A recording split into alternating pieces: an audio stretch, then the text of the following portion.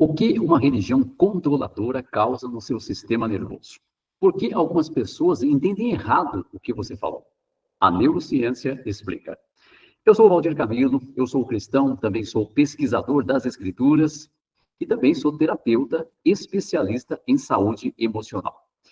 E hoje eu quero considerar um comentário que foi feito debaixo de um vídeo que eu produzi. E eu vou considerar por partes, ok? Então, o comentarista aqui se chama Paulo, ele se colocou como Paulo. Ele falou o seguinte: prezado, permita-me discordar. Aí ele pontuou por numeração. Primeiro, você disse que a expressão dos filhos de Israel se refere a uma parte. Sim, 144 mil são uma parte dos filhos de Israel. Afinal, Israel teve vários filhos, ou não? Então, por que tem que ser uma parte da parte dos filhos de Israel, se 144 mil já são uma parte dos filhos que Israel teve? Bem, você que está aí do outro lado, você conseguiu entender essa argumentação? Fez sentido para você essa argumentação? Então, veja só que interessante, né? Esse tipo de argumentação é típico de alguém com doutrinação rígida, alguém que está com bloqueio cognitivo, que faz um raciocínio circular, entendeu? Fala, fala, mas acaba não chegando em lugar nenhum. Primeiro ele falou, você disse que a expressão dos filhos de Israel se refere a uma parte. Na verdade, não sou eu que disse. Isso é textual. Fala que são 144 mil selados de toda a tribo dos filhos de Israel. Então está escrito isso. Não é eu que disse, é que na verdade eles são dos filhos de Israel. É o que está escrito. Quer dizer, eles são uma fração dos filhos de Israel. Isso é algo textual, é algo gramatical, né? É algo que está escrito. Simples assim. Então não fui eu que disse, é o que está escrito. E depois ele fez um raciocínio circular, né? Uma linguagem truncada e emocional, porque ele falou assim, então por que tem que ser uma parte da parte? Como assim uma parte da parte? Não é assim. Então note que a construção ela é confusa, ela é redundante, né? Parte da parte, e revela mais uma tentativa de refutar por insistência e não por clareza de pensamento. Então você vê aí que a doutrinação ela impede a construção de um pensamento lógico, substituindo a análise por repetições automáticas. O cérebro interpreta os textos de uma forma rígida e defensiva, né? Buscando manter aquela crença intacta a qualquer custo, mesmo que o raciocínio seja fraco, mesmo que a argumentação não faça o menor sentido, como é o caso aqui dessa argumentação do Paulo. E eu não estou falando aqui, né, para atacar o Paulo de forma alguma, estou falando aqui para ajudar o Paulo, e não só o Paulo, você também que está me assistindo, para que vocês consigam, né, sair dessa situação de controle, ok? A confusão argumentativa é um reflexo do conflito, do que foi decorado e o que está sendo confrontado, né? Gera uma resistência e não reflexão. Quer dizer, por que ele causou essa argumentação? Porque o que eu falei fez sentido para ele, para o Paulo. Se não fizesse sentido, fosse uma coisa que não tivesse o menor sentido, ele ficaria incomodado. Mas ele ficou incomodado e isso ativou o córtex cingulado anterior, que é justamente ativado quando ocorre um conflito entre o que a pessoa acredita e algo que é falado que agora, para ela, parece sentido e parece atacar aquilo que ela acredita. E o córtex cingulado anterior, o CCA, ele já tem uma comunicação daí com a amígdala neural, que está no sistema límbico, o sistema emocional. E aí o que acontece? O emocional ele entra em cena, causando medo, terror, preocupação, e ele acaba atrapalhando o córtex pré-frontal, lateral, que é justamente essa parte aqui que nos faz pensar com clareza. E a pessoa não consegue pensar com clareza, entendeu? O que acontece é que o nosso cérebro ele filtra aquela realidade com bases em crenças já pré-definidas. E quando são crenças religiosas, né, que estão ligadas à própria identidade da pessoa, estão ligadas à esperança que ela criou, a toda a vida que ela construiu, isso fica muito forte. E quando ela vê que algo tem lógica, né, porque ele não faria essa argumentação se fosse uma bobagem para ele. Ele viu que tem lógica. E quando ele viu que tem lógica, ele ficou preocupado. Ele tentou argumentar, mas aí não consegue argumentar, porque tem lógica, não tem como argumentar contra a lógica, né? E o que acontece? O cérebro, então, ele passa a rejeitar, a distorcer qualquer outra explicação, porque justamente incomoda, que causa um abalo emocional, ok? Continuando o que ele falou o ponto 2. Você também diz que morar é diferente de herdar. Na verdade, não sou eu que digo isso, né? Isso é só você ver no dicionário. O dicionário existe há muito mais tempo do que eu. Então, não fui eu que cunhei as palavras, não fui eu que dei sentido para as palavras, foi Deus que deu sentido. E se você for analisar de uma forma simples, herdar é uma coisa, morar é outra. São coisas distintas. Então, não sou eu que digo isso. entendeu? Não fui eu que digo isso, né? Que disse isso.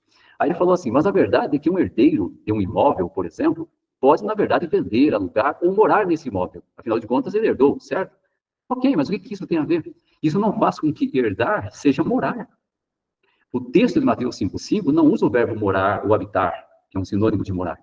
Usa apenas herdar. Você tem que entender apenas até onde está o texto.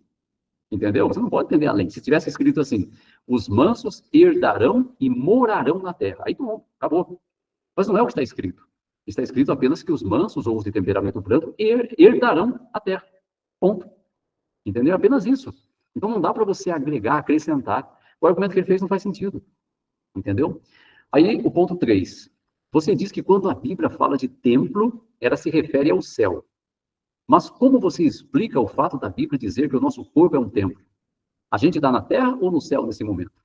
Olha só como que a pessoa não consegue prestar atenção ao que o outro fala, justamente porque há uma inibição do córtex pré-frontal, que é a parte racional que nós temos. A inibição é feita justamente pelo emocional. E ele falou aqui, você diz que quando a Bíblia fala de templo, ela se refere ao céu. E não é isso que eu falei ali. Né? Aqui nos 8 minutos e 17 segundos, até 8 minutos e 22 segundos, eu falei exatamente o seguinte. Em todo o Apocalipse, o templo está ligado ao céu. Em todo o Apocalipse. Eu falei 2 vezes, em todo o Apocalipse. Eu comecei falando, né, cortando esse pedacinho. Em todo o Apocalipse, o templo está ligado ao céu. Em todo o Apocalipse. 2 vezes eu falei. Eu não falei que na Bíblia, entendeu? No Apocalipse, o templo, Naós, está ligado sempre ao céu, entendeu? Mas veja que ele não conseguiu pegar o ponto justamente por causa de tudo que eu estou explicando aqui para você em termos neurocientíficos, em termos neurofisiológicos, né? Para você ver o perigo que é você fazer parte de uma religião controladora que não permite você raciocinar, não permite você questionar, perguntar de uma forma que parece que está afrontando, não é? Não está afrontando, está confrontando, e confrontar é importante, entendeu? Mas uma religião que não permite você pensar diferente, que é o caso das testemunhas de Jeová. Então veja que situação, tá? Então é muito importante você entender, eu estou trazendo isso à tona como algo sério, entendeu? Algo sério, porque é uma religião controladora, realmente ela não permite que você pense por si próprio, que você raciocine, que você utilize a lógica, e a Bíblia manda você fazer isso, utilizar a lógica, tá? A doutrinação prolongada, ela molda as redes neurais, né? E isso cria circuitos neurais rígidos, trilhas neurais, que não permitem a pessoa pensar de forma diferente. Ela só pensa daquela forma. E qualquer coisa que vá contra, ela se fecha aquilo, entendeu? Se torna uma ameaça para ela, né? E veja como isso é sério. Agora, nós temos que seguir as Escrituras. E o que as Escrituras nos dizem? Romanos capítulo 12, versículo 1. Ela fala que nós temos que servir a Deus com a nossa faculdade de raciocínio. Ou até, literalmente, com lógica. Entendeu? Então, a Bíblia, ela diz que nós temos que buscar ter um raciocínio lógico. Como que nós fazemos isso? Então, vamos trabalhar isso, né?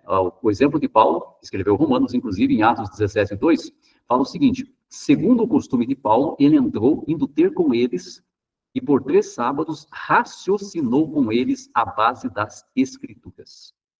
Raciocinou, dialogou, então houve uma interação, uma conversa, e troca de ideias, né? Isso é importante. Mas para isso a pessoa tem que se permitir, né?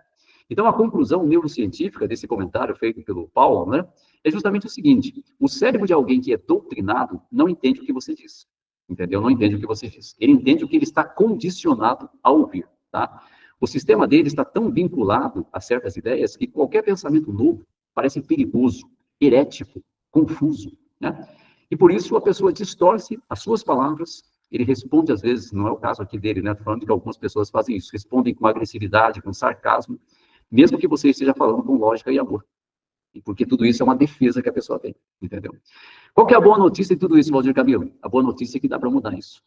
Graças ao soberano Senhor Jeová, mediante o Senhor Jesus Cristo, nós temos a chamada neuroplasticidade. A neuroplasticidade é o seguinte, a capacidade que nós temos de fazer mudanças na nossa massa cinzenta, em nosso cérebro, né?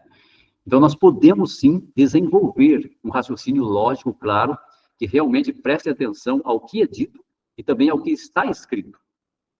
Mas, para isso, a pessoa precisa se desarmar, ela precisa se permitir, entendeu? Quando a pessoa se permite enxergar o que está escrito, mas como que ela faz isso, Walter Camilo? Como é que ela se permite? Ela precisa aumentar os seus valores éticos, morais. Quer dizer, ela tem que colocar a verdade acima de outras coisas. Né? Quando ela está disposta a colocar a verdade, até Provérbios 23 fala, compra a verdade. Para você comprar a verdade, uma questão é atitude. Atitude de colocar a verdade acima de outras coisas. Quando você coloca a verdade, você quer a verdade. Então, aí você passa a coibir o sistema emocional e o córtex pré-frontal, sua parte racional, passa a atuar, né, de forma mais predominante, porque você mudou os seus valores. Antes, talvez você queria defender a sua fé. Queria ter uma certeza, uma crença, né, de que o que você está acreditando é o certo e acabou para você ficar na sua zona de conformismo. A partir do momento que você fala assim, não, eu quero ver a verdade, eu quero saber o que está escrito, que tem lógica, entendeu? Aí você está se permitindo como um aprendiz a aprender, né? Que quem acha que sabe tudo nunca aprende. Então, se você quer realmente ajudar você a ter mais funcionalidade no seu córtex pré-frontal, né? Ter mais capacidade de raciocinar, de entender as coisas, de argumentar com lógica, você tem que se desprender das suas crenças. Você tem que estar disposto a ver a verdade. E quando você está disposto, você assume essa decisão, essa atitude de ver a verdade, então realmente pode ter certeza. A primeira coisa, né? Que o próprio soberano Senhor Jeová vai te ajudar. Porque o Salmo 31:5 fala que ele é o Deus da verdade. Jesus vai te ajudar. Porque Jesus é a verdade, conforme João 14:6. E aí, sim, você vai olhar para a palavra de Deus, e não para ensinos de homens, como sendo a verdade também, porque João 17:17 fala, a tua palavra é a verdade.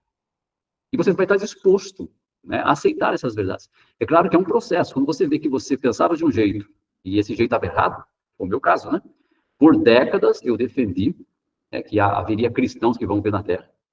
Por décadas. Mas eu me permiti entender o que a Bíblia diz. Eu me permiti entender e ler o que está escrito. E aí eu vi uma grande revolução, né? Que essa crença de cristãos vivendo na Terra é uma crença artificial, não está na Bíblia. Você pode ler o Novo Testamento inteiro. Eu desafio você a achar na Bíblia, de forma clara, textual, essa crença. Porque a crença bíblica de que cristãos vão para o céu está clara, é textual. É só você ler o Novo Testamento, só vai falar disso. Na questão de esperança cristã, vai falar que cristão vai para o céu. Entendeu? Não tem nenhum texto que diga que os 144 mil são os únicos que vão para o céu. Isso só está na cabeça de quem inventou isso. E de quem depois repetiu isso. E aceitou isso.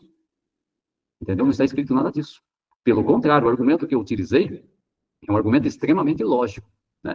Se eles são uma fração de Israel, e o texto diz isso, não sou eu, isso é textual, entendeu? É escriturístico. Então, eles são uma parte de Israel.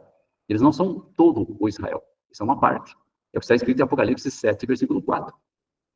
Então, não importa qual Israel é esse. Se esse Israel for o Israel natural, então os 144 mil seriam judeus. E não é só judeus que vão para o céu. Não são só judeus que vão para o céu. E se esse Israel é o Israel figurado, o Israel espiritual, novamente os 144 mil são apenas uma fração do Israel espiritual. Não são o todo. Então, os demais israelitas espirituais, quer dizer, os demais cristãos, vão todos para o céu também. Isso é textual, isso é indiscutível. Entendeu? O problema é que a pessoa lê aquilo e ele não quer aceitar de Deus, porque a crença que ele tem está toda ligada a uma vida. Tem muitas memórias afetivas, não só memórias cognitivas, intelectuais, mas memórias afetivas, memórias ligadas à emoção. E agora a pessoa pensa, poxa, mas se eu pensar de forma diferente, né, eu vou ter que relegar todas essas memórias, eu vou ter que modificar a minha vida. Né? O problema é que aquilo vai mexer com toda a vida da pessoa. E também com os relacionamentos da pessoa. E por conta disso, a pessoa prefere negar isso. É um conflito, né? E aí faz argumentações tais quais feitas aqui pelo Paulo. Né? Ele fez com toda sinceridade, com toda boa vontade. Mas ele também é fruto justamente de uma religião controladora. Por isso que não existe um raciocínio lógico no que ele colocou aqui. Não existe nem lógica e muito menos embasamento bíblico. Ok? Mas eu estou falando isso para ajudar. Porque você não precisa viver preso. Você precisa, sim, ser trazido cativo a Cristo. Entendeu? Seguir Cristo. Seguir o que está na Bíblia. Aí sim. Aí o raciocínio fica, a sua vida fica leve, você tem uma relação com Cristo e por meio de Cristo com Jeová, uma relação extraordinária. Uma relação de filho, de filha para com o Pai amoroso, que é Jeová. Ok? Espero ter te ajudado e se você quer saber mais sobre terapia, sobre como você pode lidar com isso, com essa mudança, né, de uma maneira tranquila, uma maneira que flua, uma maneira que você se adapte e tenha muita boa saúde mental, emocional e espiritual, clica no link abaixo, tá? Que você pode falar comigo, você pode entrar em contato com a minha secretária e você pode saber mais sobre terapia, tá? Tanto terapia individual como terapia coletiva, ok? Um grande abraço, fique com Deus e até o nosso próximo vídeo.